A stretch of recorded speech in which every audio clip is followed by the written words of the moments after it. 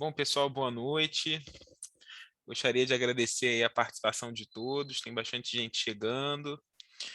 Para a gente é um motivo de muita alegria estar aqui nesse segundo webinar. Na verdade, terceiro, né? Se a gente parar para fazer as contas, né, Elaiane? A gente chegou a fazer um primeiro aí quando a gente lançou o painel do produto EpiMed Segurança Paciente, e depois a gente fez esse é o segundo em parceria com o IBSP. Então aqui está a Laiane, que é analista aqui do EpiMed, do módulo de segurança do paciente.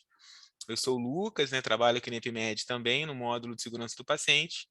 E nós temos a nossa convidada, parceira, amiga, a Karina Pires, que é uma das diretoras e sócia fundadora do Instituto Brasileiro de Segurança do Paciente, que participou do outro webinar, que tinha o mesmo tema, né, estratégias para otimizar a gestão de incidentes. E aí a gente resolveu fazer segundo. Eu vou explicar bem rapidamente o porquê que gerou esse segundo webinar. O primeiro, esse que a gente fez, foi um sucesso, assim, de público, acho que de troca. A apresentação da Karina foi brilhante, acho que trouxe bastante reflexão para a gente. E ao final a gente teve muitas perguntas, e aí a minha conexão sofreu um pouco de instabilidade, e aí a gente optou então, e também já estava estourando o tempo, né? A gente está se programando em fazer 1 hora exata de webinar, para que a gente também não ocupe o tempo e não seja mais longo do que aquilo que a gente divulgou, né? Entendendo que esse horário é um horário onde as pessoas também precisam se programar. E aí chegaram muitas perguntas, a gente achou melhor então criar um segundo webinar com esse título, dois pontos, perguntas e respostas.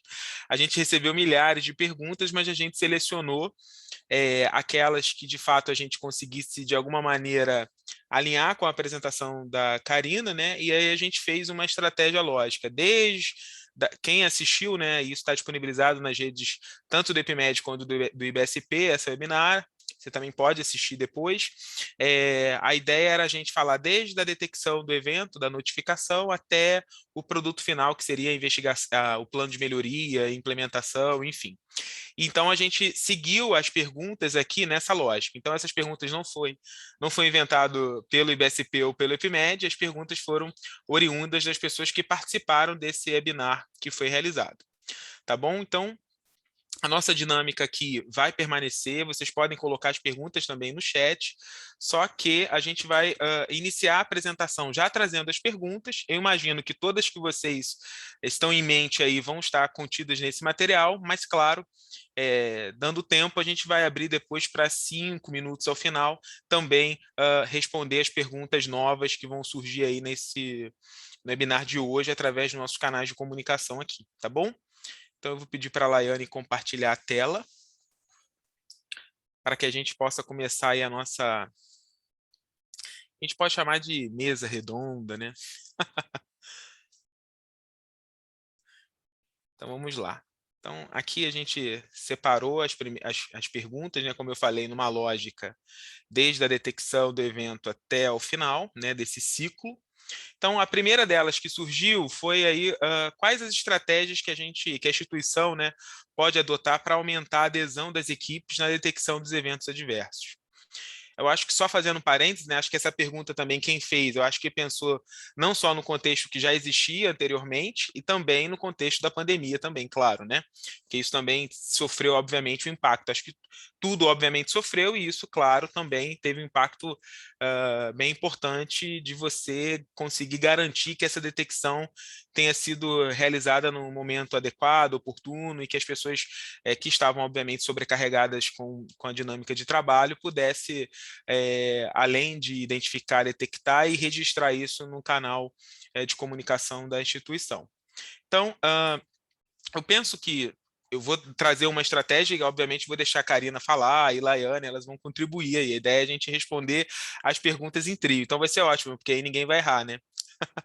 Então, eu penso como uma das estratégias, eu acho que uma delas, né, é você ter um sistema amigável, né?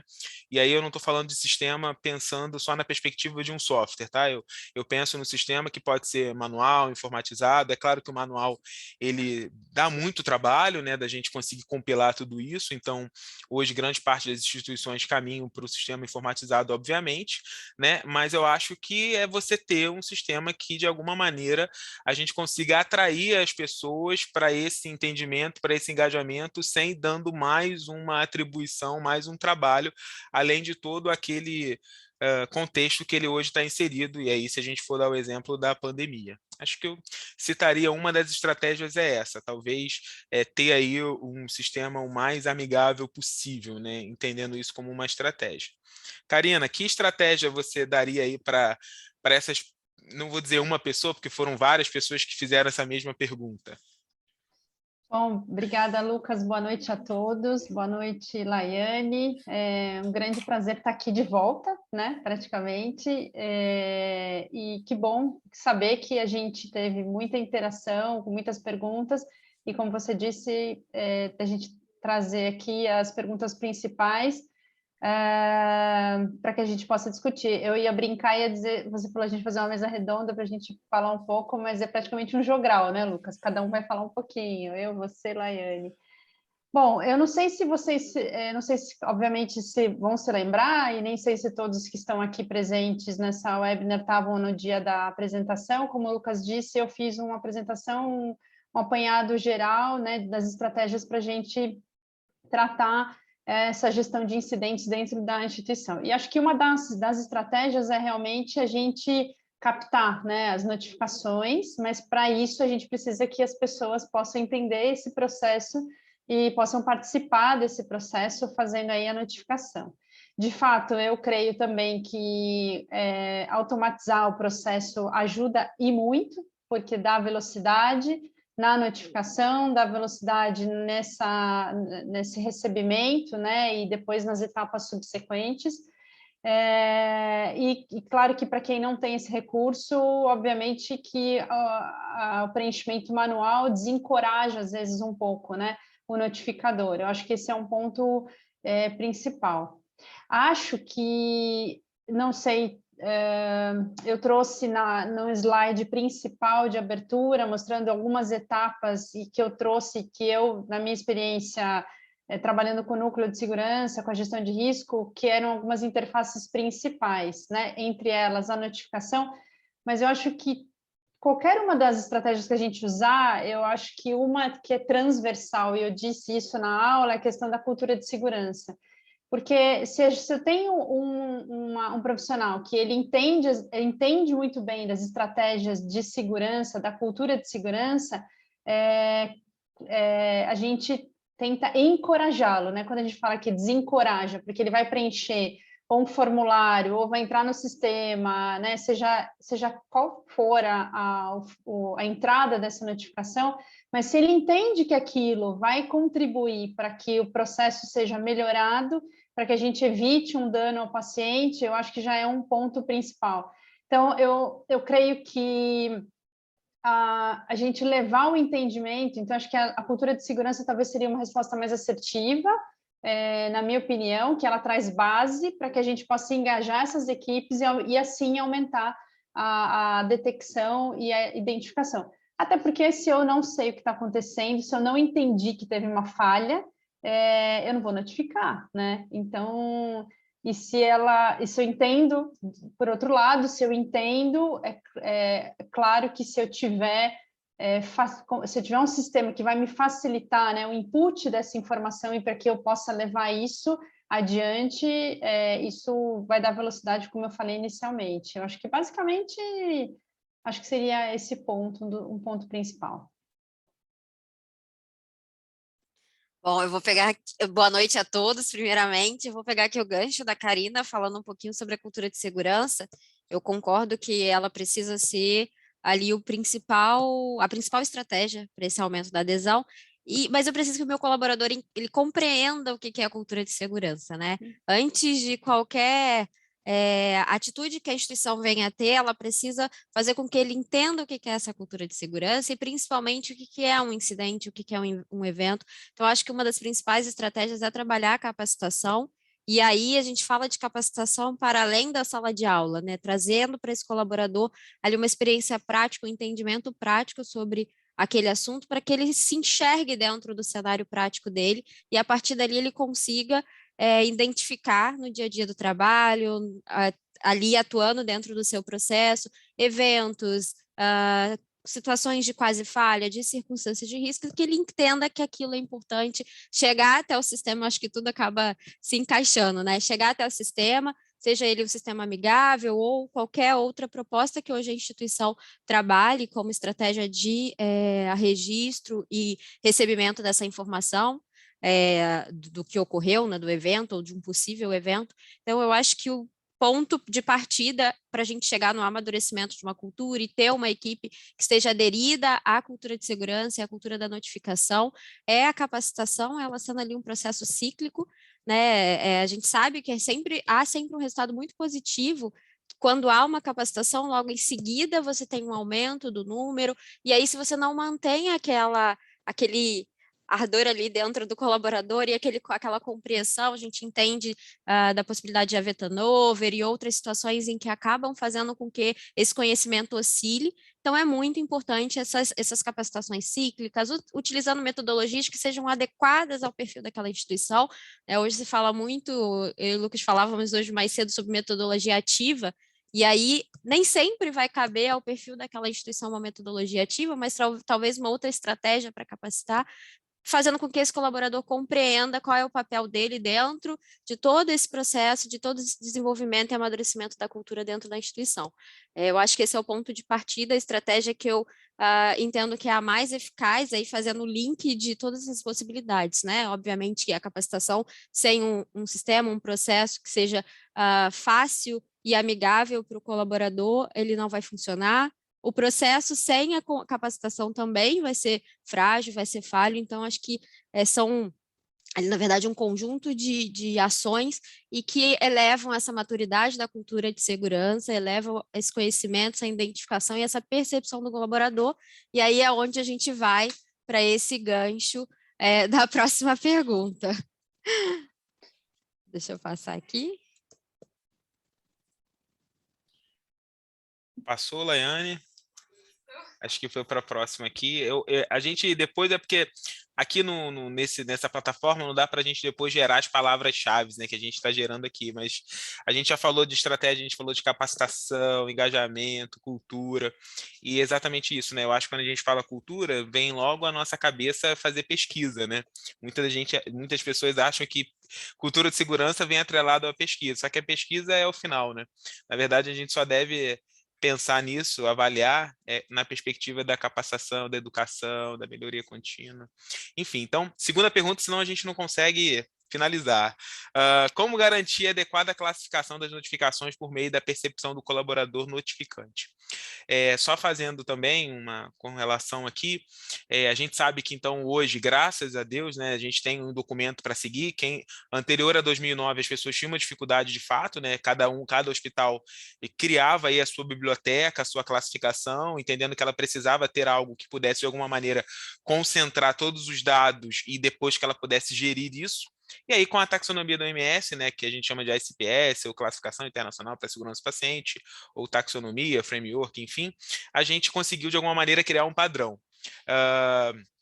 Mas, no entanto, né, a gente percebe a dificuldade que os hospitais têm, e aí essa dificuldade não é uma coisa... as pessoas não podem achar que isso é um demérito, pelo contrário, é uma taxonomia difícil, realmente, no sentido de que quando a pessoa começa a ter um pouco de manuseio, né? Uma coisa é o que está na teoria, outra coisa é você operacionalizar aquilo na prática, né? Então, eu acho que a grande dificuldade também que reforça isso, né? Quando ele fala como garantia adequada, eu vejo que é uma dificuldade que os hospitais têm de garantir essa classificação, é o fato que eu e Karina, a gente fala muito, né? Eu, Karina e Laiane, é que a gente tem um documento ainda hoje, que é um documento que existe uma tradução de Portugal, a gente não tem ainda uma tradução que seguiu os passos metodológicos, né, de uma adaptação transcultural, então acho que também isso de alguma maneira causa um impacto. E além disso, eu acho que é um ponto positivo da taxonomia não ser tão específica, porque senão a gente acaba tendo um problema realmente na hora de gerir esses dados. Se eu tivesse que dar uma sugestão para garantir a adequada classificação, treinar e cada vez mais o entendimento das pessoas no núcleo e de quem está na ponta, o entendimento daquela classificação. Vou dar um exemplo simples, né? Quando a gente olha desfecho, incidente com dano moderado, leve, moderado, grave, óbvio, pensando só no grau do dano, tem muita gente que tem dificuldade de entender o que estaria dentro do moderado e o que estaria dentro do grave. né? E aí eu não estou nem dizendo lá o tipo do incidente, se está classificado na administração clínica, processo/procedimento, estou nem falando disso. Estou falando do grau do dano, que me parece ser o mais próximo para quem está na prática entender aí que aí está relacionado a desfecho, está relacionado a paciente. Então fica um pouco mais palpável, vamos dizer assim, né? Tem pessoas que ainda têm dificuldade. E, de novo, isso não é um demérito. Eu acho que é a necessidade realmente, de fato, da gente... a gente chegou a fazer isso, né, Karina, um tempo atrás, oficina, de trazer caso clínico para que as pessoas, e aí usando a metodologia ativa, né, para que as pessoas pudessem, de alguma maneira, se aproximar cada vez mais e praticar aquela classificação. Antes de passar para a Karina, só é importante dizer que a classificação ela não é imutável, tá, pessoal? Ela não é estática. E aí eu vou dar o exemplo aqui que eu recebo muito de pergunta, né? Essa classificação ela pode ser mudada ao longo do tempo. Porque no início você pode ter uma percepção de que isso, né? Foi com essa classificação, com esse grau de dano, e depois você vai ver que não foi bem assim. Ao passo que, se a gente for seguir a classificação do MS, essa classificação que a gente já define se é com dano, se é sem dano, isso é o final da investigação. Só que, operacionalizando aquele manual para a prática, isso seria inviável, né? A gente não conseguiria, de alguma maneira, dar tempo de investigar tudo e só depois de entender qual é o meu panorama, ou qual é o meu perfil de evento, de incidente. Então, só deixar isso claro, né? Assim, só reforçar que isso não é estático, e aí é importante que essa classificação seja revisitada ao longo do processo de investigação. Mas eu tenho certeza que Karina vai trazer uma estratégia muito boa para garantir a adequada classificação.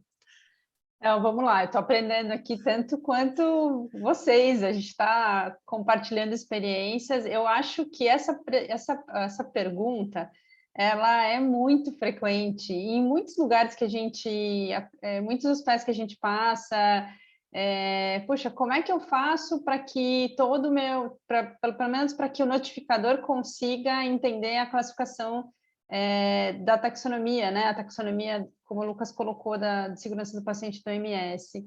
Então, eu penso que quem teve acesso à taxonomia inicialmente, quando ela foi lançada, Lucas, você me ajuda, eu não lembro o ano especificamente, já faz algum tempo. 2009. 2009, eu ia chutar 2011, 2009. A gente começou a trabalhar com a taxonomia desde o início, e o Lucas falou uma coisa interessante, né?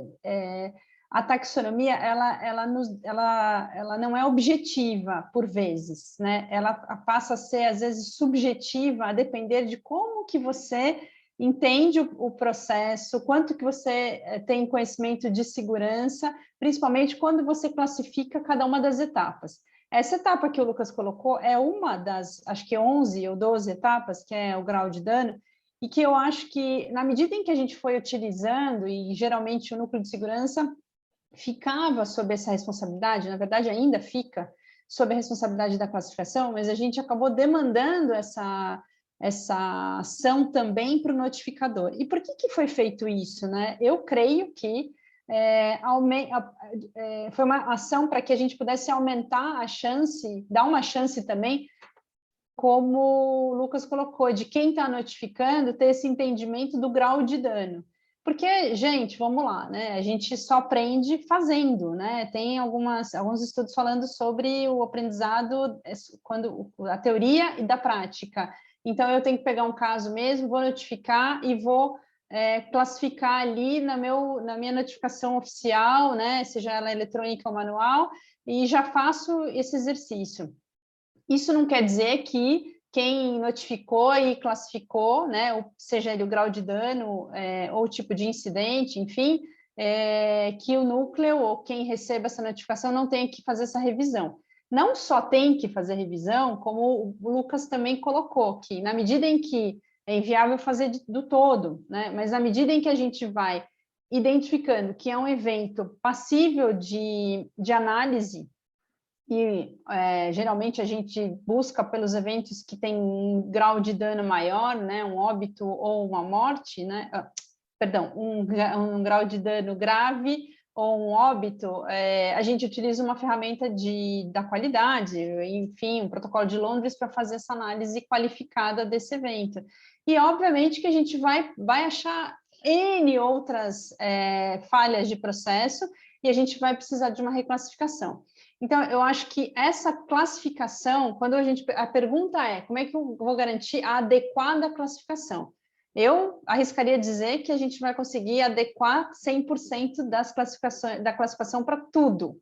Mas se a gente conseguir buscar pelas as principais, a gente prioriza, né? Coloca numa matriz de prioridade o que eu vou analisar e o que eu vou seguir. Então, se eu identificar que é um evento passível de análise, vou utilizar uma ferramenta e essa classificação ela é dinâmica.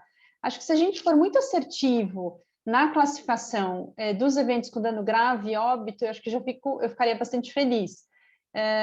Mas isso não quer dizer que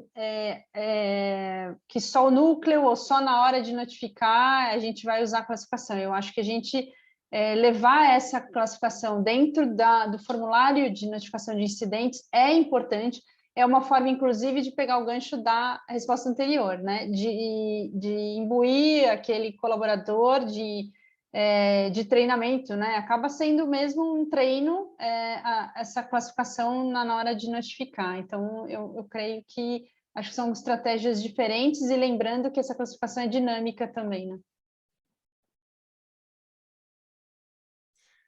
Eu vou seguir aqui no meu processo educacional, né? Eu acho que essa etapa de dar ao colaborador a possibilidade de dizer, de perceber, né, de ter a percepção sobre o que aconteceu, ele já é um processo de educação, né? Eu vou continuar nesse gancho de capacitar e educar, que eu acho que é o primordial, e essencial dentro desse processo, e ali no momento em que ele olha, ele precisa, mesmo que uma análise ainda muito primária, identificar qual é a classificação, né, a percepção dele sobre o que aconteceu, dizer se é um dano grave, se é um dano, que seja um dano leve, já está possibilitando o entendimento dele, a clareza e um pouco mais da compreensão sobre o que aconteceu. E, obviamente, que junto com isso, e com o apoio do núcleo de segurança, das gestões envolvidas, avaliar, analisar ali de tempos em tempos se essa classificação, se esse grupo de colaboradores que estão notificando, eles são adequados, né? A assertividade, a Karina usou a palavra excelente ali, a assertividade dessa classificação. Ou através de auditoria, de algum tipo de acompanhamento, eu acho que a auditoria seria um bom acompanhamento para avaliar qual é a percepção do colaborador versus a classificação feita pela equipe da qualidade, equipe do núcleo de segurança, que é a equipe que tem expertise sobre o assunto, é quem se dedica e debruça ali estudar e quem efetivamente vai fazer toda essa etapa de classificação, as reclassificações pós-análise quando necessário, e comparar essa percepção do colaborador versus ali a classificação intermediária, a classificação final, e a partir dali traçar outras estratégias de educação, de envolvimento desse colaborador para cada vez se tornar mais assertivo. Mas eu sempre enxergo a possibilidade do colaborador dar a percepção dele sobre o que aconteceu como processo de educação, mesmo que ainda indireto, né? Trazendo ali o conceito, não deixar somente ali a opção, mas sempre disponibilizar o conceito para que ele, no momento da seleção, ele consiga ali diferenciar, que por vezes eu sempre falo que é uma linha muito tênue na hora das nossas discussões e de identificação ali de qual a classificação mais adequada, por vezes ali o colaborador vai ter essa dificuldade, mas ele já vai conseguir trabalhar essa visão, essa percepção, e com esse refinamento vai se chegar ali ao mais próximo do adequado, né? Ou mais adequado dentro daquele perfil da instituição. Eu acho que é bem nesse sentido e seria uma estratégia que alavancaria, então, essa percepção do colaborador. Vou passar para a próxima. Eu só queria aqui. complementar, Claro! deixa eu complementar aqui, Laiane, acho que você falou uma coisa legal, eu falei da assertividade e na medida em que a gente faz essa auditoria dessas notificações que foram classificadas pelo colaborador, acho que é um bom termômetro para saber se eu preciso realmente treinar todo mundo de novo, Exato. né? Acho que seria um ponto legal aqui para a gente poder refletir, para o núcleo refletir o quanto principalmente o operacional assistencial, né? Que a gente quer buscar, a própria liderança tática também, que notificar, mas acho que seria interessante pensar nesse sentido. Perfeito. Muito bom, muito bom. Ó, a gente separou 10 perguntas, tá? Para quem está entrando agora. Só para lembrar, isso aqui faz parte do primeiro webinar, que foi Estratégias para Otimizar a Gestão dos Incidentes. Então, a gente separou as perguntas oriundas daquele webinar e separamos aqui um compilado delas e selecionamos 10. Então, vamos para a terceira agora, né? Vamos lá. Essa aqui, não, acho que é a próxima, né? Ótimo. Essa é uma pergunta também que acontece com muita frequência, né? Quem deve participar do time de investigação? Tem até uma pergunta anterior a essa que as pessoas perguntam como que define o processo de investigação, né? Mas a gente, obviamente, ao longo, a gente vai falar um pouco aqui de cada uma delas, e aí acho que é importante, quando a pessoa lançou a mão dessa pergunta, entendendo quem é que deve participar. Eu vou falar aqui rapidamente do que eu imagino, do que eu me proponho aí a estudar, enfim. A gente vê muito, né? Com frequência aí a gente vê. Hoje a gente tem bastante publicação. Estava conversando de novo, né? A gente fala, estava conversando, né, Karina? As pessoas podem até achar que é brincadeira, mas a gente conversa sempre, né? E aí, recentemente eu trabalhei numa revisão de escopo na literatura e a gente conseguiu resgatar aí 815, se eu não me engano, artigos que falavam que tinham como objeto a investigação de eventos, tá? Basicamente, utilização de ferramenta. E aí, esse tema, né, apareceu muito nos artigos, né? Quem deve participar e como que eu devo compor esse time. Então, assim, eu vou usar o que a gente tem aqui, para eu não citar nenhum material que talvez vocês ainda não tenham tido acesso, mas o que a Anvisa está propondo, né? Naquele manual lá da Anvisa, ela propõe aí que o time de investigação ele deve ser multidisciplinar. E a gente vê essa necessidade na prática também, né? Então, se a gente tiver que investigar, por exemplo, um incidente perioperatório que teve como um fator contribuinte alguma coisa relacionada aí à técnica cirúrgica, por exemplo, não tem como a gente discutir esse evento se não tiver alguém que estudou a vida toda aquele procedimento e entende bem daquela tarefa. Então, tem que ser um time multidisciplinar, claro, com a presença de uma pessoa do núcleo de segurança. E aí, pessoal, esse time de investigação aqui, a gente também tem que ter só a questão mesmo do grau do dano, né? Então, como a Karina falou, para os eventos que são graves, óbvios, a gente tem hoje protocolo de Londres, tem protocolo canadense, tem uma série de outras ferramentas que a gente acaba tendo aí para o evento que é grave, o evento que é óbito, o que gerou o óbito do paciente. Quando a gente fala time, eu estou entendendo que seria um time para investigar aquele evento. Quando a gente tem uma circunstância, um incidente sem dano, né, a gente acaba fazendo uma investigação que não é que ela seja menos importante, mas por conta da complexidade desse evento, não justifica a gente ter um time grande, né, de pessoas envolvidas naquilo ali. Então, pautando no que é grave, no que é óbito, né, no que gerou óbito, incidente crítico, enfim, como a gente queira chamar aqui, é a importância, sim, de um time. E falo só mais uma pequena observação antes de passar para a Karina e Laiane, é a questão da gente também ter a análise de quem eu devo chamar, mediante ao tipo do evento. Então, eu dei o exemplo da cirurgia aqui, por exemplo, né, de um incidente que toda a trajetória desse incidente está relacionada aí a alguma coisa relacionada a procedimento operatório, né, procedimento cirúrgico, está ligado ao transoperatório. Então, quem eu devo chamar? Valeria a pena, por exemplo, chamar para esse evento um farmacêutico? Não sei, entendeu? Então, assim, não existe uma receita de bolo, quem eu devo chamar, isso que eu estou querendo dizer, entendeu? O que é importante é ter o time multidisciplinar, né? Eu não posso ter só o enfermeiro investigando, ou só o médico, só o farmacêutico. Eu preciso ter os diferentes saberes aí nesse processo de investigação. No entanto, isso acaba variando de acordo com cada evento, né? Então, pode ser que a gente chame um monte de gente para participar de uma investigação que talvez aquilo não vai ser tão necessário assim, tá? E aí, vamos lá. Eu vou trocar, então, ao invés de passar para a Karina, eu passo para a Laiane e passo para a Karina, para o pessoal não... Fiquei ansiosa agora. Eu sabia, Tô eu brincando. percebi aí que você tá, Laiane vai falar e passa para você. Pronto. Deixa eu trocar um pouquinho a bola aqui, né, Karina? Bom, eu acho que aqui quando a gente pensa em time de investigação, obviamente a gente sabe que a condução de todo o processo de investigação, ele cabe a um grupo que tenha um mínimo de envolvimento, né, direto com o evento em si. Mas é importante traçar como estratégia essa identificação daquelas pessoas chaves, principalmente os líderes dos processos, aquelas pessoas que tiveram um envolvimento, que possa contribuir principalmente para a identificação ali das causas, né, o levantamento daqueles principais fatores que levaram ali à ocorrência do incidente, né, do evento em si. Eu acho que, sem dúvida alguma, entender quem são essas áreas, identificar essas pessoas e principalmente qual a contribuição delas para o desenvolvimento de um plano de melhoria que vai precisar ser descrito, vai precisar ser ali definido após a identificação dessas causas, né?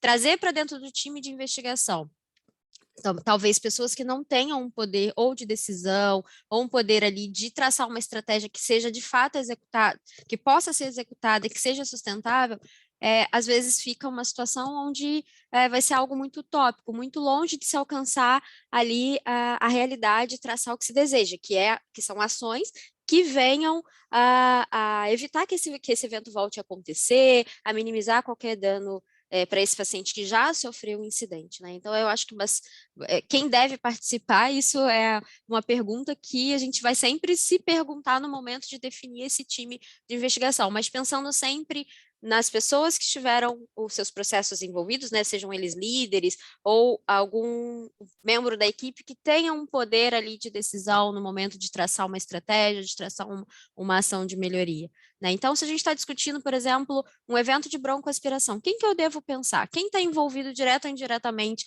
com esse processo em si, de prevenção de uma broncoaspiração? Eu tenho fonoaudiologia, eu tenho o serviço, a equipe multidisciplinar de terapia nutricional, eu preciso trazer essas pessoas para junto dessa discussão?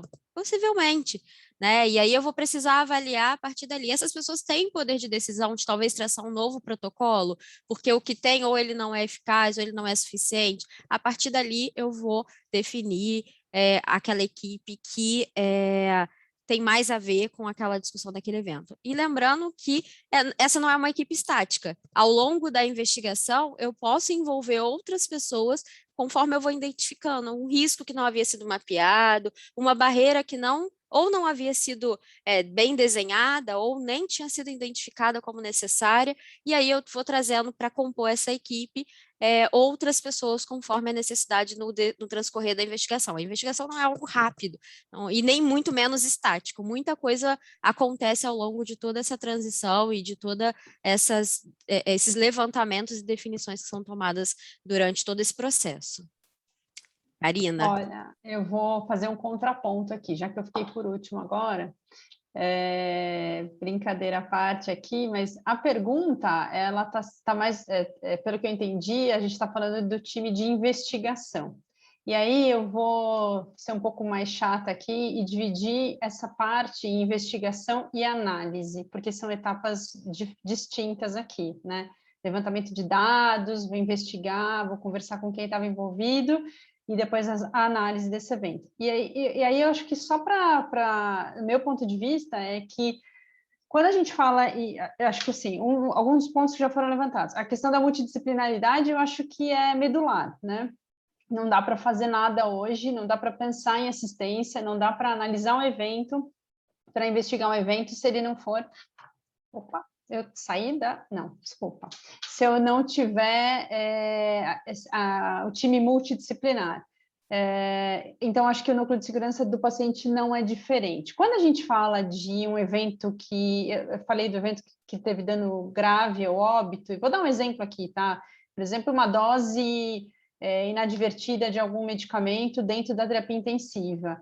Eu acho que eu consideraria trazer as pessoas que estavam naquele dia, naquele plantão, para que a gente possa levantar as informações, né?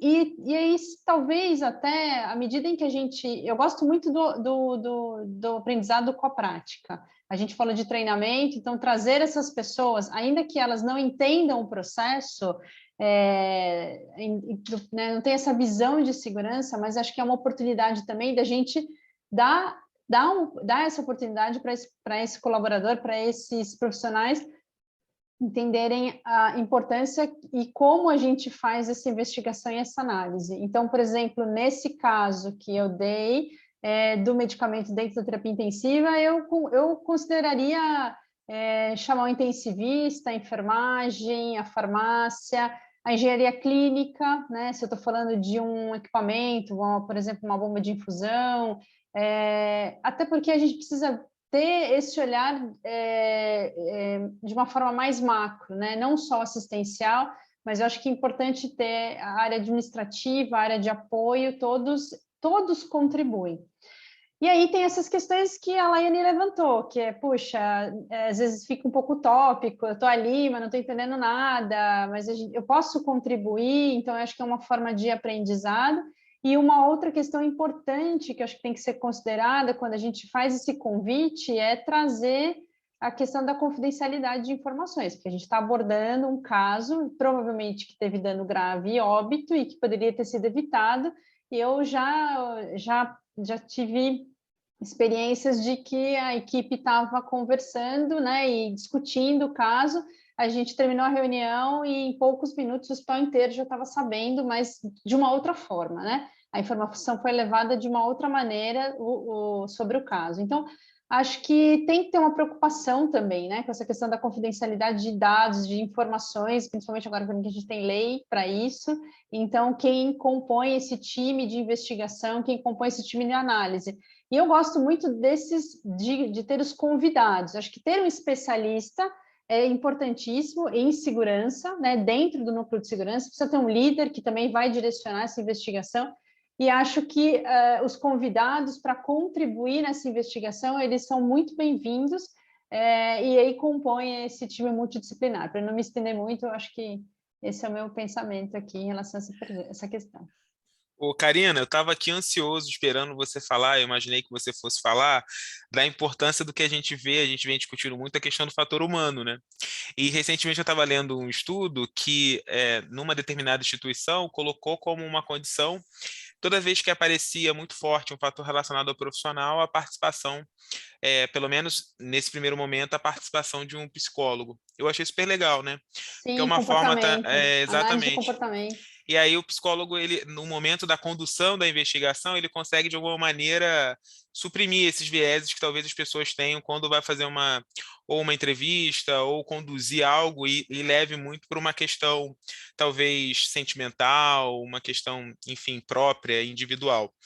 Então, isso eu achei super legal. E aí, uma outra coisa também que você falou bem, só para finalizar, para passar para a próxima, pode ir passando, Laiane, senão a gente. É a Não questão do que saiba. você exatamente falou, né?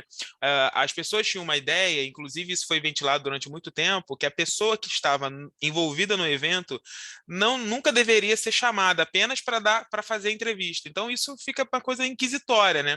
Então, pelo contrário, hoje a gente vem aprendendo, se a gente entende que o que a gente quer é trazer isso como uma estratégia, uma oportunidade de melhoria para que, de fato, a gente consiga melhorar os nossos processos de trabalho, essa pessoa ela precisa estar envolvida também, e aí ela vai se sentir parte desse processo de investigação, e não só sendo chamada para depor.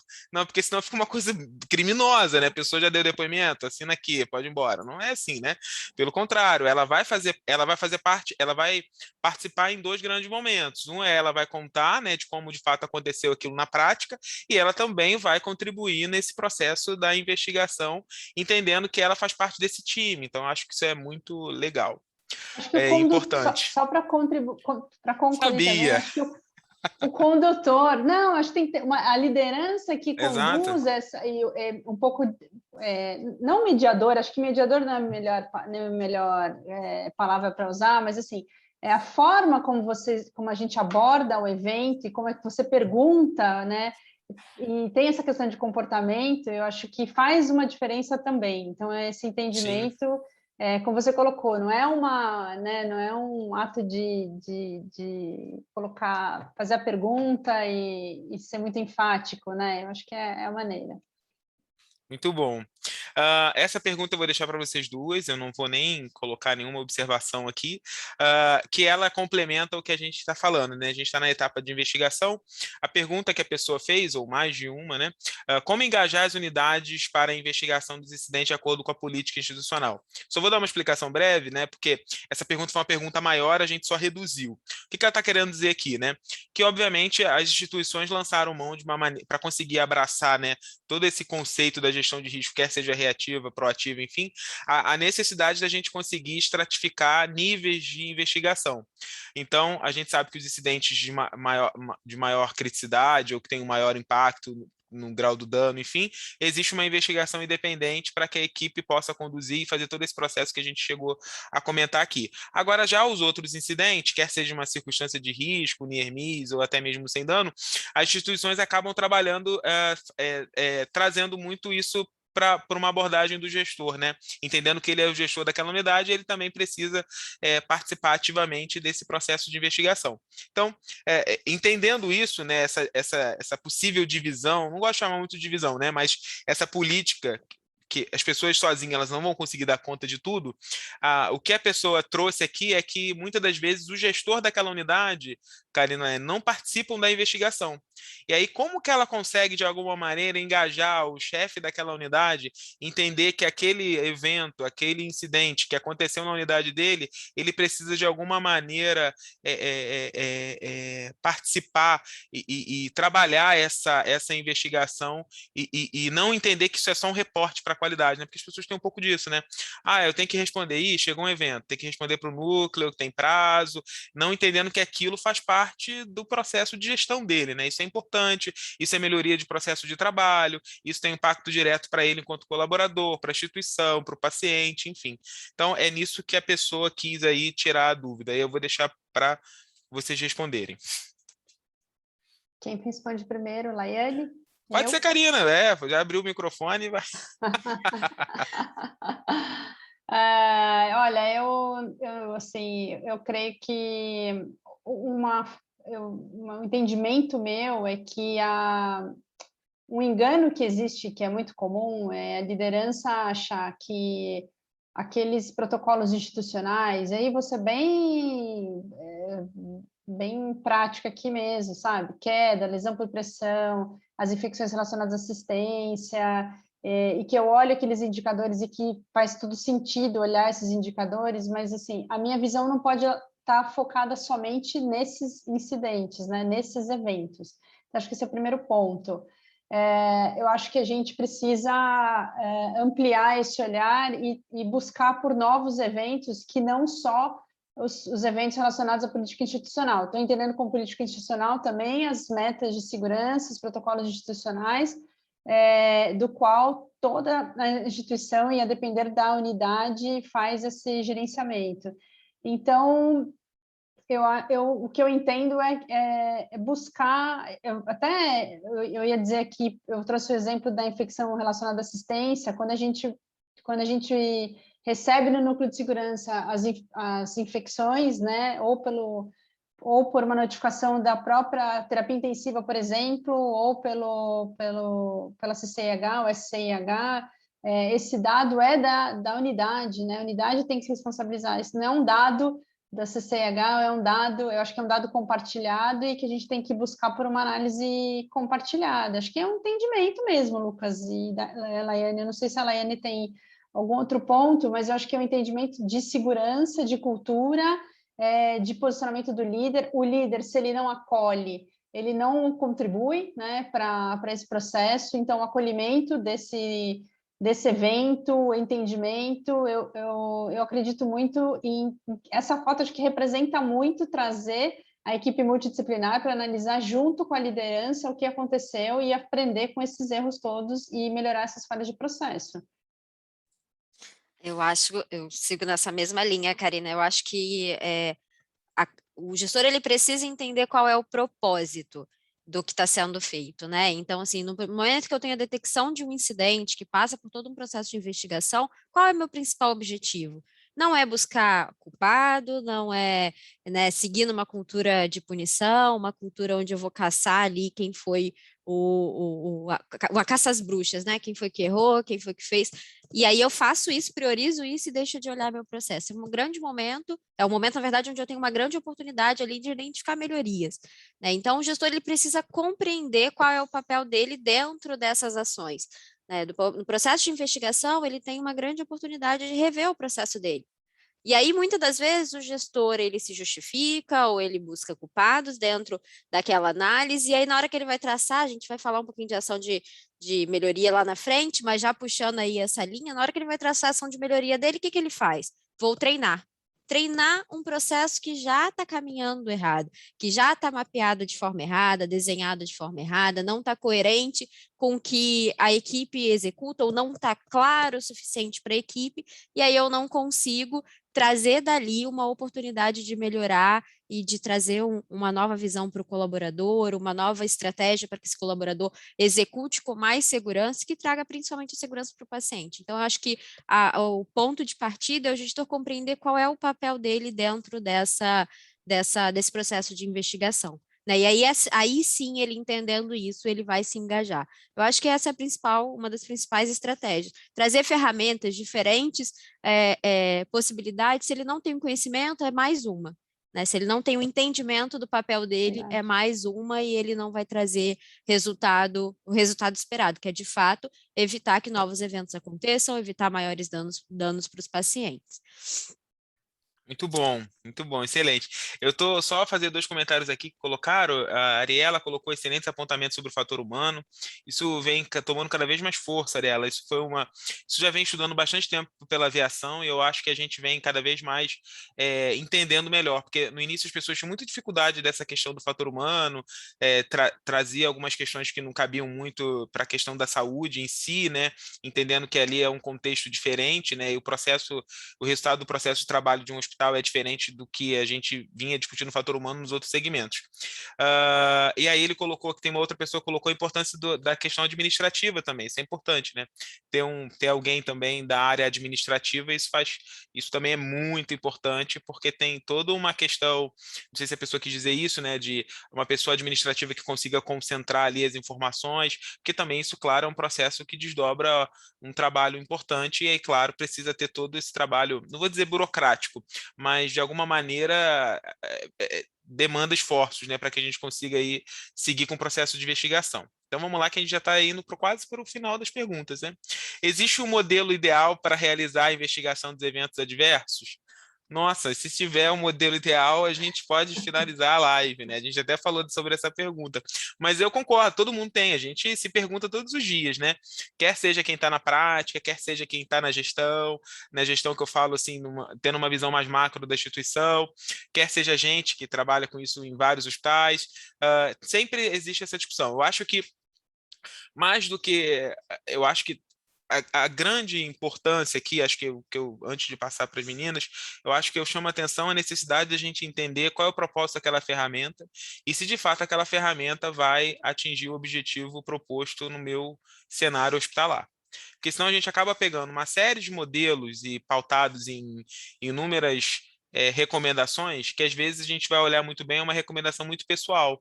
E às vezes essas recomendações, esse modelo, não tem uma fundamentação teórica. Eu não estou querendo ser chato, aquele cara chato, né, que só quer ver evidência, não é isso, de forma alguma.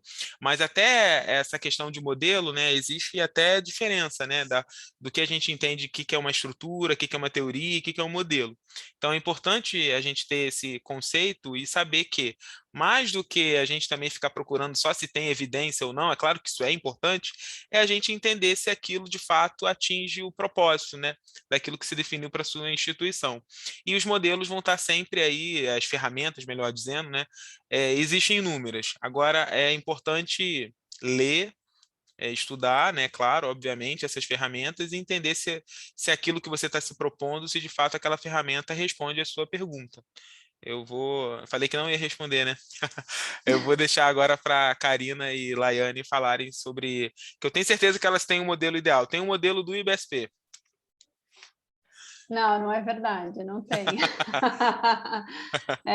Não, a gente não tem. É difícil. Não é uma receita de bolo. Exato. Eu acho que assim, as ferramentas não são fáceis de serem aplicadas, são complexas, ainda que a gente já tem muita literatura, muita base científica, né, de como aplicar, mas o nosso sistema, aliás, não só o nosso sistema no mundo, o sistema hospitalar é um sistema altamente complexo, então a gente está, essa etapa dessa análise, usar a ferramenta da melhor maneira possível, é difícil.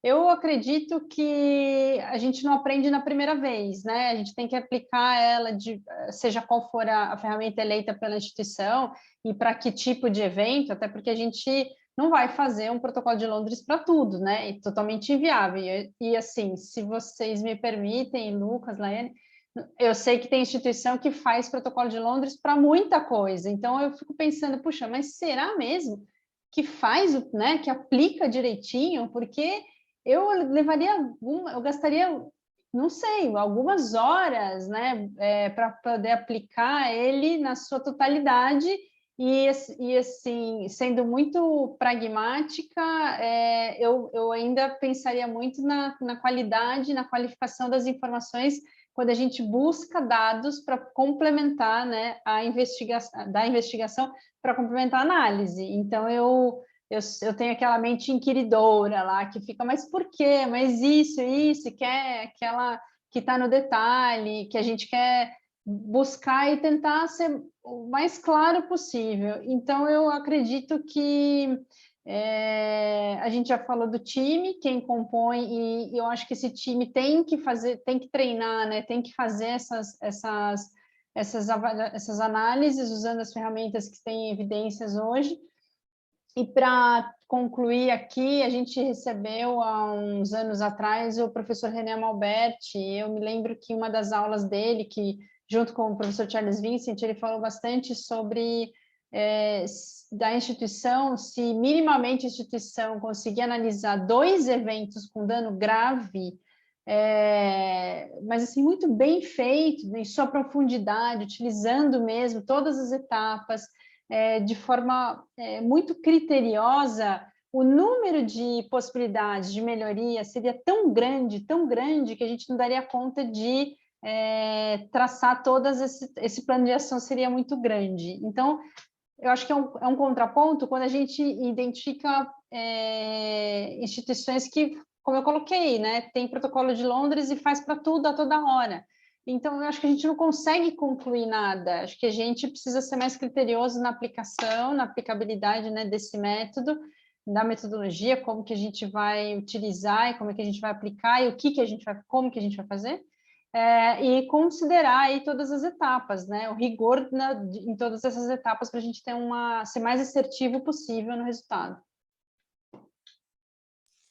Bom, com relação ao modelo, eu acho que assim, tem um ponto que ele é crucial, que é identificar a maturidade da sua instituição na utilização do modelo. Quero adotar todas as ferramentas o máximo possível, as mais complexas, mas a minha equipe não está madura o suficiente para utilizar aquela ferramenta, não tem conhecimento, não tem...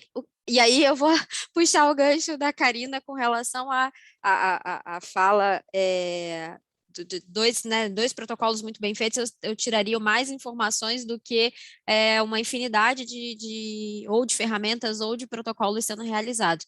E aí eu adoto uma ferramenta extremamente complexa que minha equipe não está capacitada, não está preparada para utilizar, e aí eu vou extrair o mínimo de melhorias, de ações, porque não está adequado ao perfil da minha instituição, à maturidade, ao conhecimento. Eu acho que um ponto muito importante é entender em que momento a minha instituição está, né? Em que passo a instituição está? Será que eu devo adotar todas as ferramentas ou escolher 2 ali, uma para protocolo de Londres, por exemplo, para os eventos óbitos e uma análise de causa raiz para os demais eventos, trabalhar com uma única ferramenta inicialmente, até que a instituição já tenha ali uma maturidade para avançar.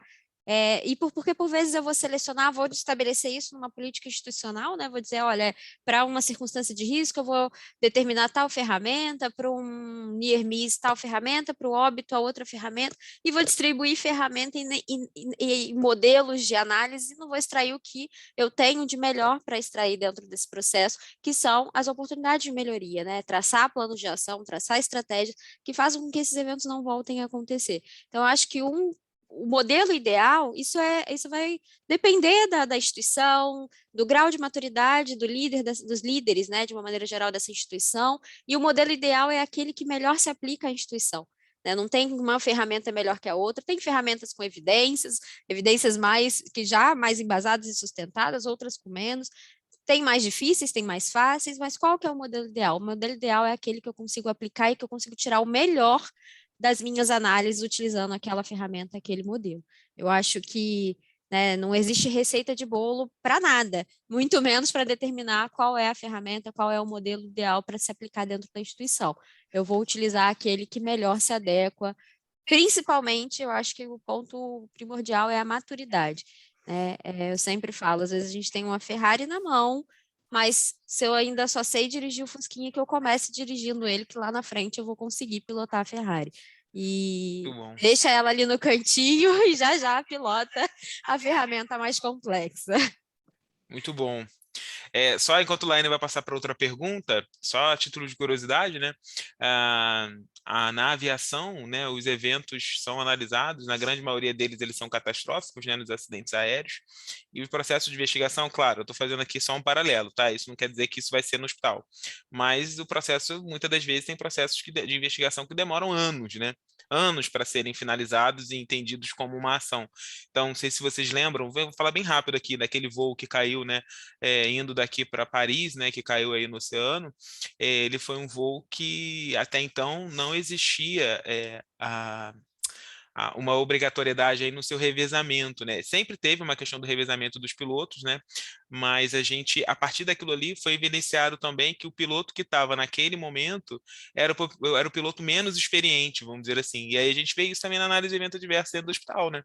Talvez aquele profissional que estava conduzindo aquele procedimento era o que talvez tinha menos tempo de estrada. Não que isso seja algo que vai ser o impacto, né? O fator mais importante, o mais contribuinte, né?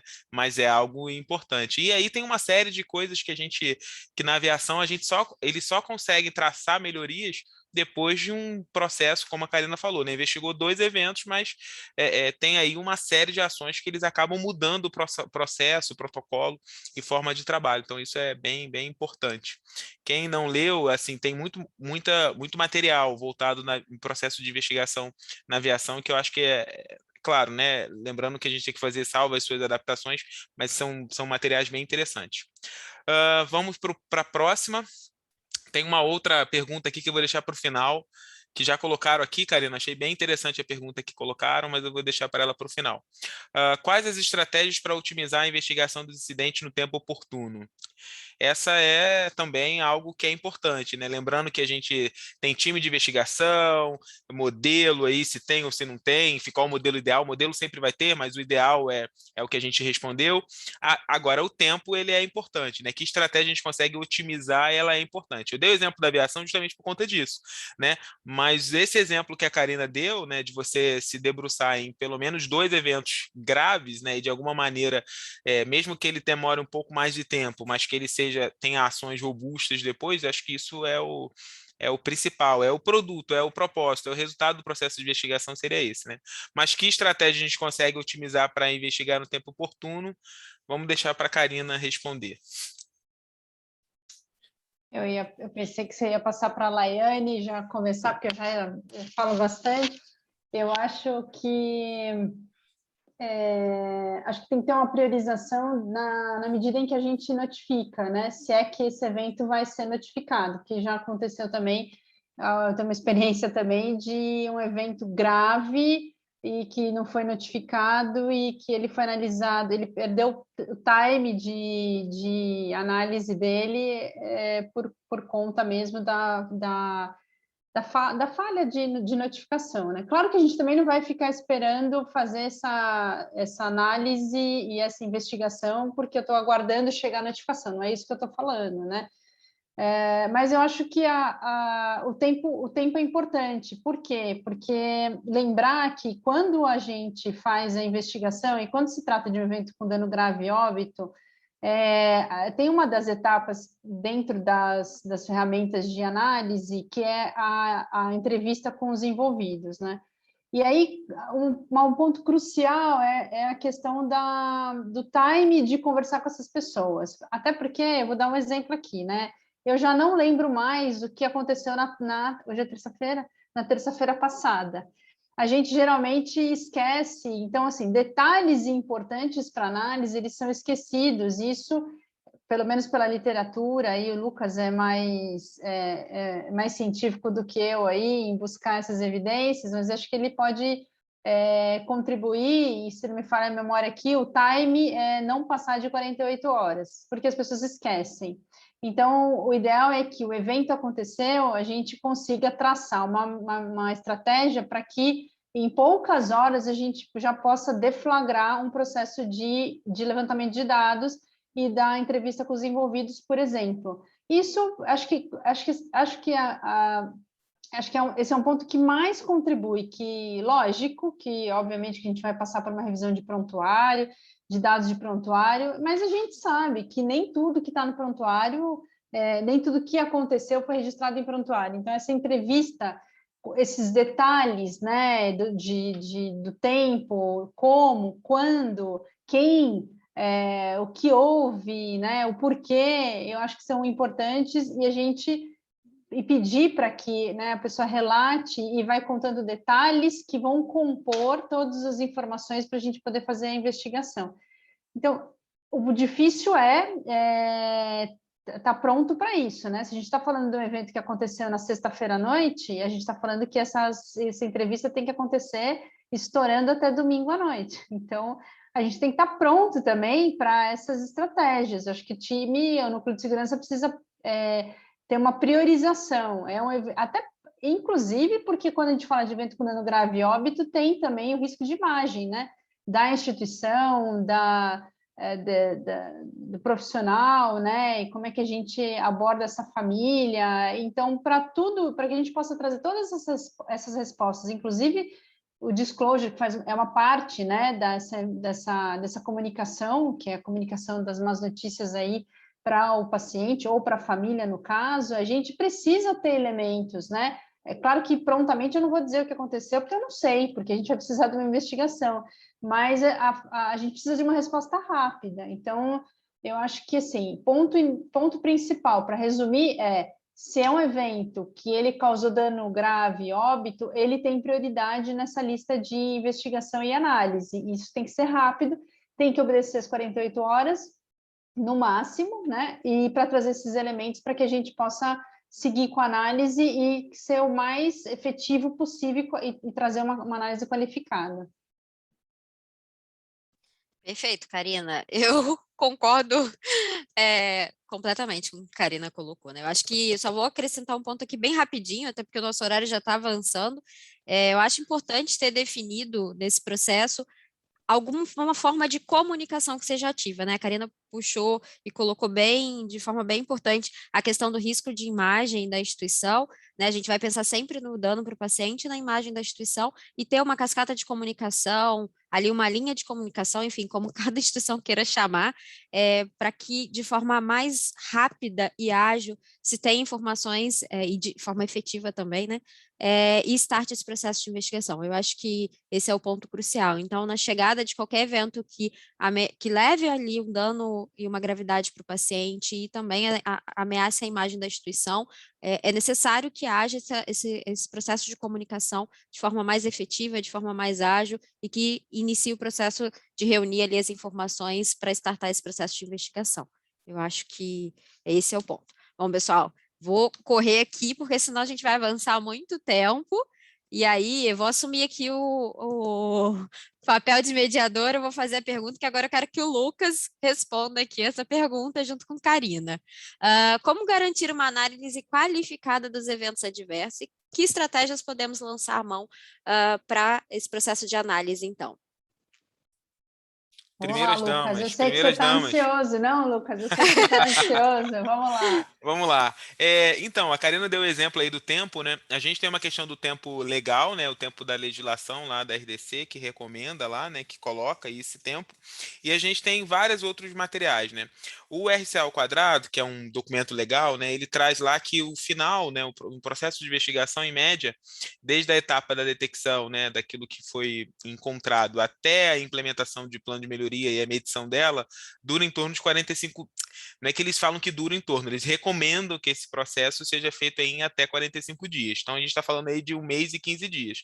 Então, eu acho que existe uma série de formas, várias estratégias para garantir uma análise qualificada. Um ponto que a Karina falou, que eu acho que Karina e Laiane falaram, né, que é extremamente importante, é a qualidade, o núcleo está preparado para esse momento, né? Então, essa é a questão da entrevista. Eu não consigo entrevistar no final de semana, o colaborador trocou plantão e caiu no domingo eu não posso ir lá porque não é meu dia. Então, assim, de novo, né? Pensar no seu propósito, né? O que isso vai gerar, né? Isso é algo muito importante. Então, a gente precisa de alguma maneira também garantir que isso seja feito. E eu acho que essa flexibilização que a gente vai olhar para isso, né? E a priorização, como a Karina colocou, né?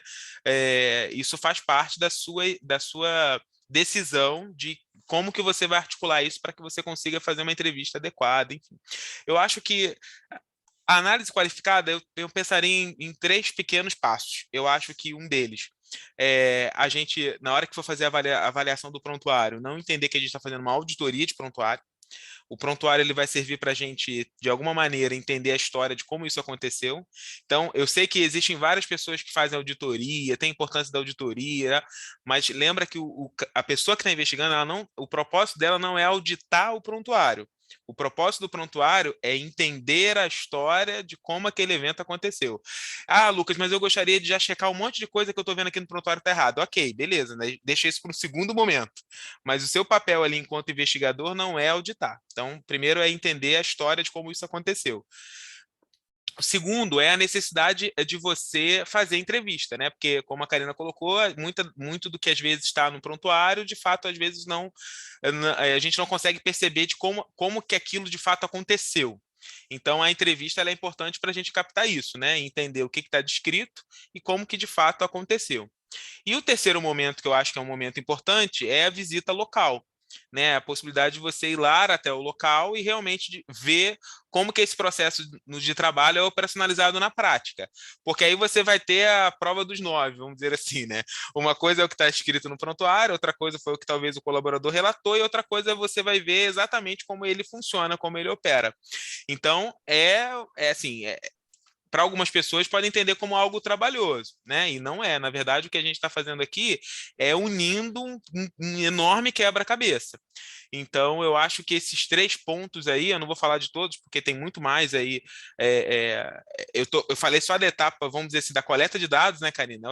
Dentro da coleta de dados, a gente já falou de prontuário, entrevista e a visita lá nesse, ou visita em loco, enfim, como a gente queira chamar.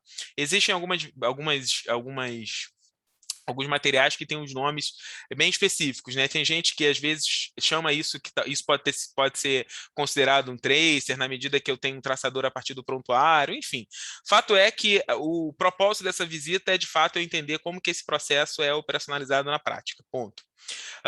E por fim, só para passar para a Karina para ela responder, eu acho que é a gente ter um banco de dados, né? Não dá para a gente depois levantar todos esses fatores contribuintes e deixar isso pulverizado. Eu preciso de alguma maneira tentar sistematizar isso, organizar esses dados para que depois desses dados a gente consiga fazer a gestão dos dados baseado naquilo que foi visto na entrevista, no prontuário. Então é importante a gente ter isso sistematizado, porque senão a gente se perde. E conforme a gente vai sendo nutrido de informações do evento, quando você chega no final, quem já viu série aqui, CSI, todas essas séries aí de investigação criminal, lista negra, enfim, você vai ver que quando eles estão fazendo a investigação, ele pega as fotos das pessoas, pega uma linha e vai traçando, né?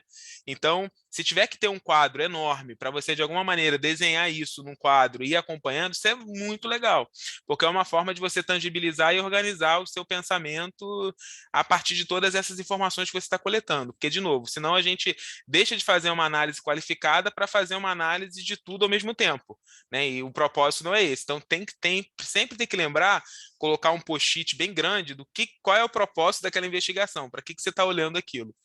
E aí eu vou deixar para a Karina comentar. Eu vou rapidamente, porque a gente fala muito, né?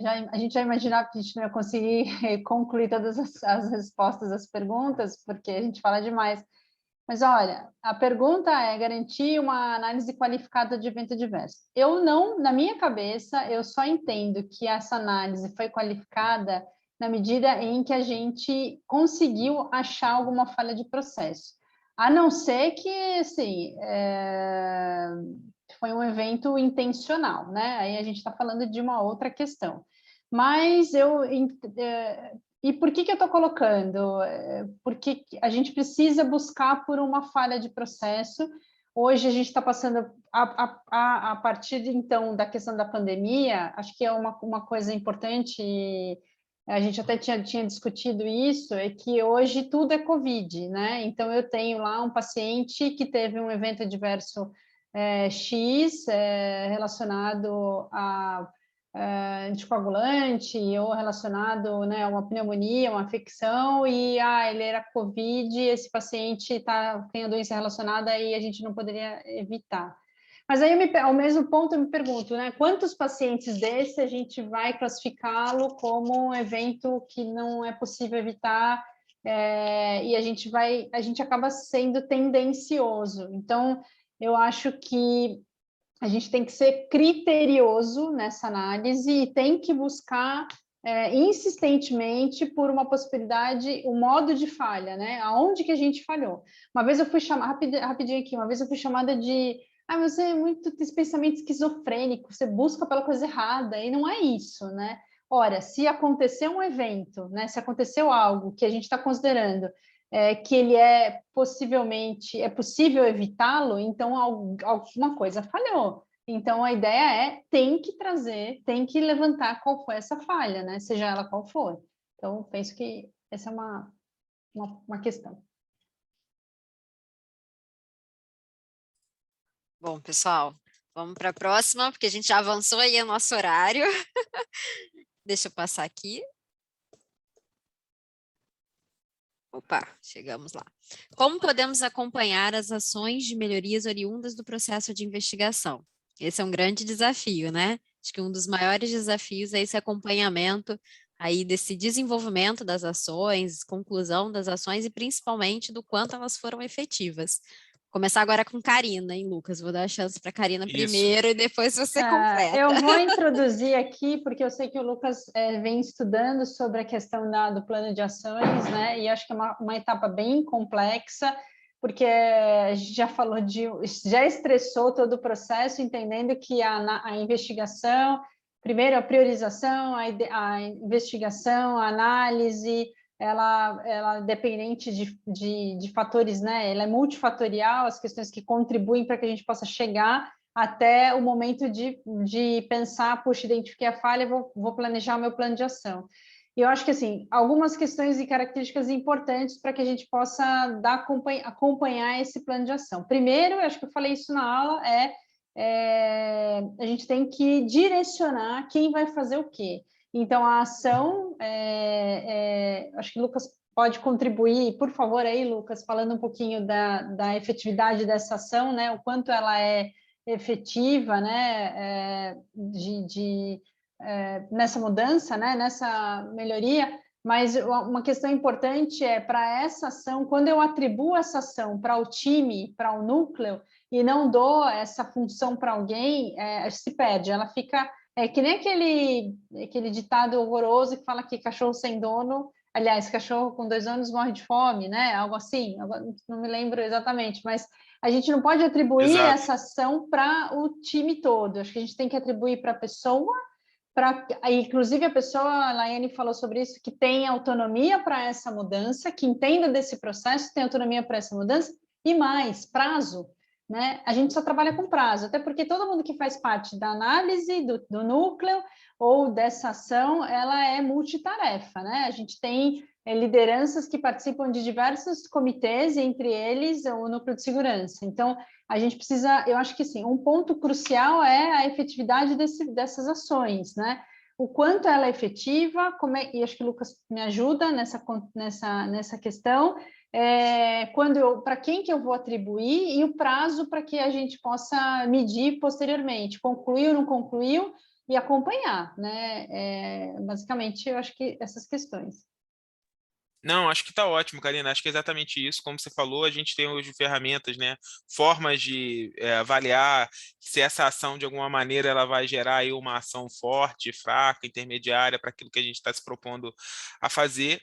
E eu acho que o próprio plano de ação, aí, pensando num plano de ação simples, que é o que todo mundo utiliza, né? Que é o dos 5W2Hs e tem o 3H quando você elege aí um indicador para, de alguma maneira, monitorar isso, enfim. Eu acho que uma das etapas que eu colocaria primeiro esse plano de ação precisa ter um dono, né, um patrocinador, né, e na maioria das vezes envolvendo um evento grave e óbito, né, não esquecendo dos outros, mas eu preciso ter uma validação e empoderamento da alta liderança, entendendo que ele precisa validar e dizer, olha, isso aqui vai acontecer, né, e aí a partir do momento que a gente tem o patrocinador do plano de ação, eu concordo com você, assim como a gente precisa ter um líder que conduz todo o processo de investigação, para cada ação que a gente definir ali, a gente tem que ter um responsável que vai ser aquela pessoa que depois vai retroalimentar o sistema, dizendo se aquela ação realmente de fato foi feita, foi realizada, e aí segue no processo de acompanhar se realmente de fato aquela melhoria não foi só uma mudança de processo e não gerou melhoria nenhuma, né? Porque tem essa questão que as pessoas acham, né? Que toda mudança, que só o fato de eu ter uma mudança no meu processo de trabalho gerou melhoria. Às vezes não, você só aumentou, inclusive, o risco, né? Enfim, então eu acho que é basicamente isso, né? Como você falou, ter um responsável, um líder para a condução desse plano de ação ou dessa ação específica. Vamos lá, o Laiane, é a última, será? Não, penúltima? Então a gente vai tentar. Uma pessoa só responde. Eu vou deixar para a Laiane responder, então, pode ser, Karina? E aí a gente Claro. finaliza ao final. Laiane, então, como podemos analisar os indicadores de segurança do paciente, EAG, óbito e sentinela? E aí, pensando na perspectiva lá do painel, que eu imagino que foi essa a pergunta que a pessoa fez. Certo. É que o Lucas comentou do painel, um painel que o nosso sistema, o sistema EPIMED, ele tem disponível hoje. Hoje a gente tem um painel que fala especificamente dos eventos de maior gravidade, né? Então, o objetivo principal na análise desses indicadores é justamente entender aonde estão ali os gargalos, né? Dentro dos eventos, dos incidentes que aconteceram, qual foi o principal incidente, entendendo em qual ponto eu devo colocar os meus esforços, né? Qual é o resultado que está sendo ali o meu maior calo no sapato, e é para esse que eu preciso dedicar os meus esforços para traçar ali um plano de melhoria. A gente acabou de falar de ações de melhoria específicas da investigação, e quando eu venho aqui para a análise dos indicadores, eu tenho que pensar em estratégias, entender esses indicadores, entender esses dados e traçar estratégias para melhorar, e aí melhorar de uma forma mais ampla, né, olhando para o todo. Então, é bem importante olhar para esses indicadores, entendendo não só ali qual o panorama da minha unidade específica, né, quando eu estou falando ali do gestor de risco dentro daquele processo, o gestor do processo, olhando para a instituição como um todo, entendendo quais são os principais indicadores que a minha instituição precisa trabalhar, dando foco para esses dados e principalmente entendendo através desses resultados quais são as principais estratégias, as principais ações que eu preciso ali traçar para melhorar o meu resultado, para melhorar sistematicamente o resultado da minha instituição e, obviamente, com foco ali, uma lupa com bastante amplitude ali para os EAGs, óbitos e sentinelas, né? Os eventos graves, os óbitos e sentinelas. E eu acho que a partir dali, focando o nosso painel tem essa possibilidade de você olhar para os fatores que contribuíram, identificando quais foram os principais fatores. Quando eu penso na categorização da força de intervenção daquela ação, entender se o meu evento ele é recorrente devido à ação fraca, ação intermediária, ações que não são tão efetivas ou, mais do que não efetivas, não são sustentadas, né? Como o Lucas acabou de falar, é só uma mudança de processo, acarretando em mais trabalho para a equipe, talvez um processo que não foi bem mapeado, aumentando o risco, e não uma melhoria efetiva. Eu acho que o principal do processo de análise dos indicadores é dar foco para o que realmente precisa ser visto e ser melhorado. Aqui a gente vai seguir para a próxima, e aí vai ficar Lucas e Karina para fechar esse... É a última, agora é a última. Esse round de perguntas aqui. Não, a gente tá muito satisfeito, porque a sala está cheia, as pessoas, a instabilidade, né, a saída, né, a entrada de pessoas está se mantendo, isso é muito bom, as pessoas estão interessadas realmente no tema, então isso é muito, muito legal. Então, para a gente finalizar, a gente não vai conseguir responder as outras que estão surgindo, mas a gente, né, Laiane, se compromete, eu, Sim, Laiane e Karina, a gente vai responder isso por e-mail, tá? Para isso. todo mundo que participou, vai receber essa pergunta, obviamente não vai saber quem respondeu, mas a gente tenta aí sintetizar, fazer uma síntese da pergunta, a gente manda uma resposta, tá? Mas por e-mail para todos vocês. Então, a última é: a validação do jurídico acerca do processo de investigação, ela é importante? Como podemos fazer? Então, assim, antes de passar para a Karina, a gente vem discutindo isso de novo muito, e, de novo, nessa revisão que a gente fez, né? Tem 2 estudos que falam muito isso, né? Da necessidade, da importância, na verdade, do jurídico participar ativamente desse processo de investigação. Então, isso é muito, muito legal, porque o jurídico, a partir do momento que a gente conseguiu fazer. Primeiro, na verdade, o jurídico entra desde o início, né? A partir do momento quando a Karina falou assim: eu já preciso ter aí uma abordagem com a família, porque a família também não vai esperar você terminar o processo de 45 dias de investigação para a família estar ciente daquilo que aconteceu. Então, o jurídico ele já começa a ser startado logo nesse primeiro momento, de alguma maneira para conseguir organizar a instituição para receber essa família e entender o que o jurídico vai poder ajudar e contribuir para que a gente consiga não só assegurar aí os direitos dessa família, mas também pensando na instituição e no colaborador também. E aí, ao final desse processo de investigação, eu penso que a validação do jurídico ela é necessária por vários aspectos, mas o principal é o olhar dele, entendendo se a gente conseguiu, de alguma maneira, exaurir todos os fatores que puderam ter contribuído para aquele incidente e se essa ação, se esse plano de melhorias que a gente está traçando, de alguma maneira consegue aí salvaguardar ou resguardar, enfim, melhor dizendo, todos os processos que estão inseridos nele, né? Quer seja um profissional, lembrando que os profissionais têm aí os seus códigos de éticas, não tô dizendo do fator humano na perspectiva da negligência e prudência, não é isso que a gente está discutindo aqui, tá, pessoal? É entendendo o evento como uma falha de processo, tá? Se a gente for trazer a validação jurídica para essa outra perspectiva, é uma outra coisa, é uma responsabilidade penal, não é isso aqui. A ideia aqui é fazer uma validação no sentido do jurídico poder também assegurar os direitos dessa família, né? Hoje é super importante, e aí, quando ele consegue, de alguma maneira, assegurar os direitos da família, entendendo esse processo de investigação, de alguma maneira, e obviamente, ativamente, ele vai conseguir também ter essa segurança por parte da instituição e do colaborador, né? Tem vários estudos mostrando hoje o quanto que o disclosure depois gera ou não acionamento jurídico, né? E está mais do que posto, né? A gente já vê muito, a gente não tem muitos estudos de fato, mas a gente vê muito relato de experiência de hospitais colocando o quanto que de alguma maneira isso diminuiu o impacto de acionamento jurídico pós aí o disclosure e como que a família foi, vou usar o termo abraçada, né? Na verdade, como que qual o suporte que a família recebeu ao longo desse incidente, né? Então acho que isso é muito, muito importante. E eu vou deixar para a Karina finalizar aí a Só para mesa. complementar, eu acho que o jurídico é parte fundamental do quando a gente, como você bem colocou, Lucas, quando a gente incorpora esse processo de disclosure na ocorrência de um evento com dano grave e óbito, principalmente quando causa sequela para esse paciente ou quando esse paciente evolui a óbito. Então, a gente precisa lembrar que o disclosure, ele abraça, acho que assim, a questão do apoio jurídico está dentro desse processo do disclosure, e o disclosure abraça toda essa comunicação. Então, essa agilidade de uma resposta prontamente, né, numa resposta de um acesso com essa família, né, dar um posicionamento de tempo, de como é que a gente está investigando, como é que a gente está fazendo, como você colocou, Lucas, a questão, né, do resguardo para a instituição, para o profissional e para o paciente. Acho que tem essas questões, a questão também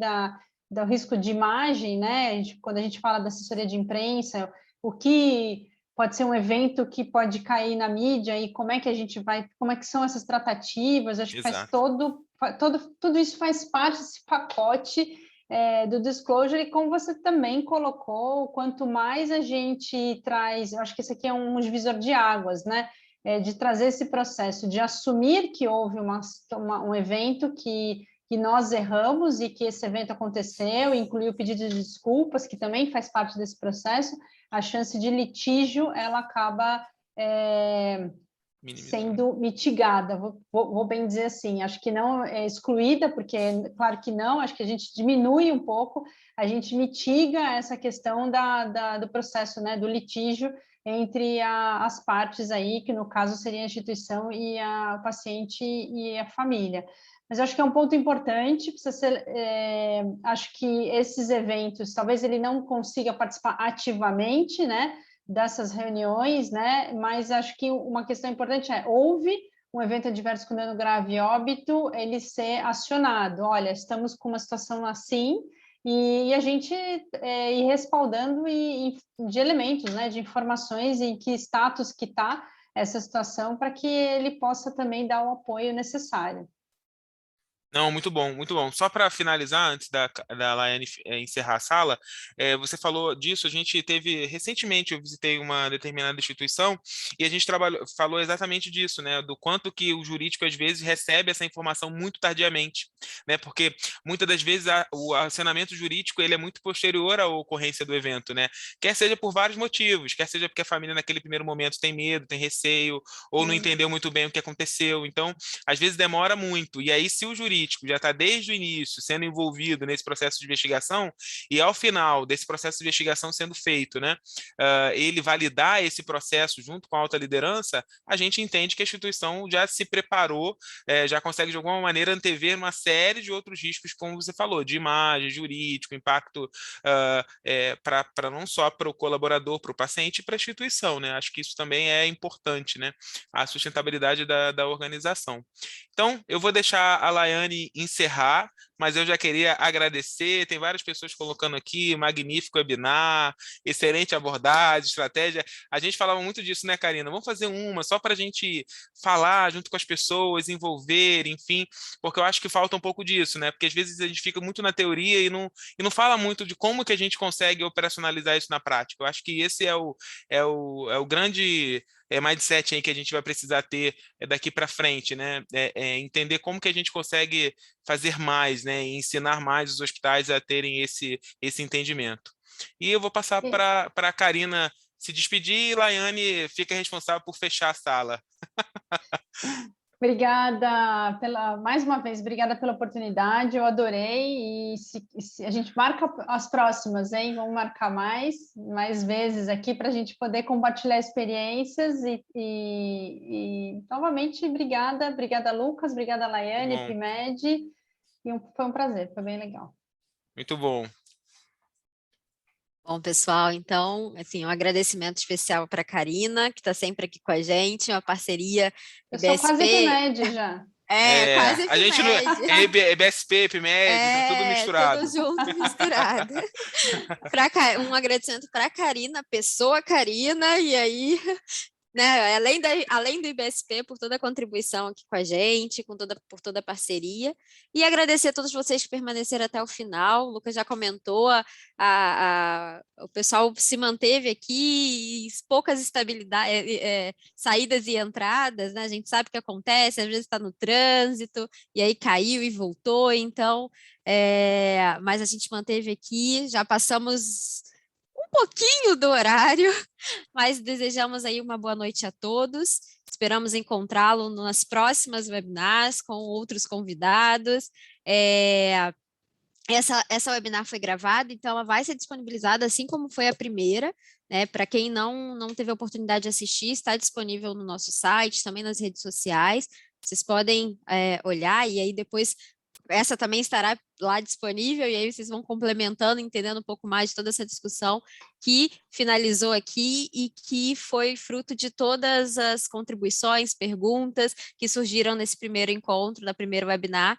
E desejo, então, uma boa noite para vocês, até a próxima, e até mais. Tchau, tchau.